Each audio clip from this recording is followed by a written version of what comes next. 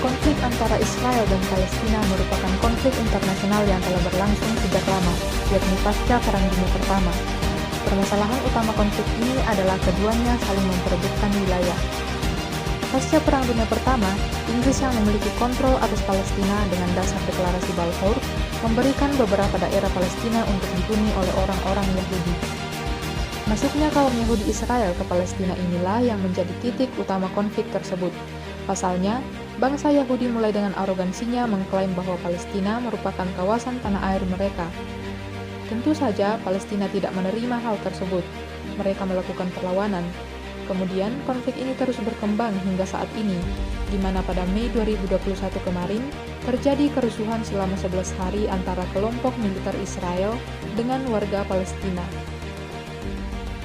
Konflik yang berlangsung selama 11 hari antara Palestina dan juga Israel diduga diawali dengan ditutupnya akses ke Masjid Al-Aqsa bagi para warga Muslim Palestina yang hendak melaksanakan salat tarawih dan juga iktikaf di 10 malam terakhir di bulan Ramadan. Namun hal ini bukanlah satu-satunya penyebab konflik terjadi, melainkan disebabkan juga dengan isu yang ada sejak tahun 1967, di mana mengenai sengketa lahan wilayah sejarah Timur Yerusalem.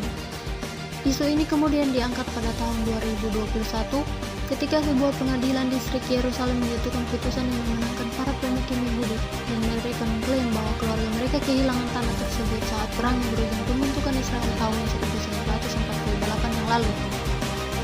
Sebuah organisasi yang pro-pemukim, Nahalat Shimon, menggunakan Undang-Undang 1970 untuk mengatakan bahwa tanah Palestina saat ini harus digusur dan menyerahkan propertinya kepada orang Yahudi Israel.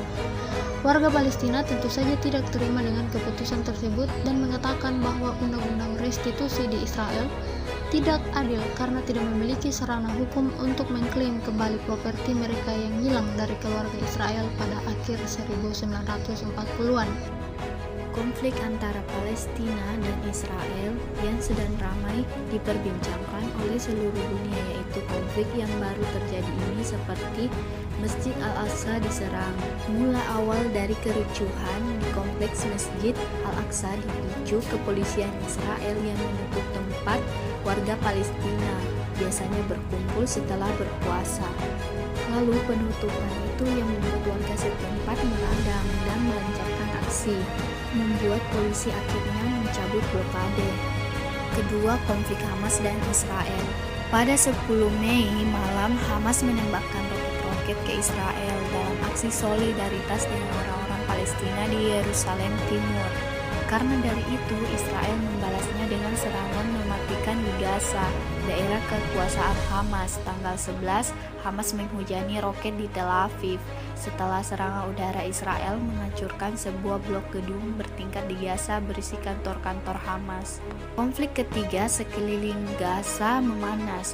Pada tanggal 12 Mei juga Israel mengerahkan kendaraan lapis baja dan tentaranya di sepanjang perbatasan Gaza. Indonesia memberikan respon terhadap serangan Israel dengan kecaman terhadap serangan yang dilakukan beberapa waktu lalu di kawasan Masjid Al-Aqsa. Kecaman tersebut disampaikan oleh Presiden Republik Indonesia, Insinyur Haji Joko Widodo di akun Twitternya. Ia berpendapat pengusiran paksa warga Palestina dari sejarah Yerusalem Timur dan penggunaan kekerasan terhadap warga sipil Palestina tidak bisa diabaikan. Indonesia mengutuk aksi kekerasan yang dilakukan oleh prajurit Israel kepada umat Islam Palestina. Terutama aksi tersebut terjadi di bulan suci Ramadan, di mana pada bulan itu adalah bulan paling suci dalam ajaran umat Islam. Pemerintah Indonesia juga memberikan respon melalui Menteri Luar Negeri Retno Marsudi. Ia mengajak dunia internasional untuk bersatu dalam membantu Palestina dan mengakhiri pendudukan di wilayah Palestina.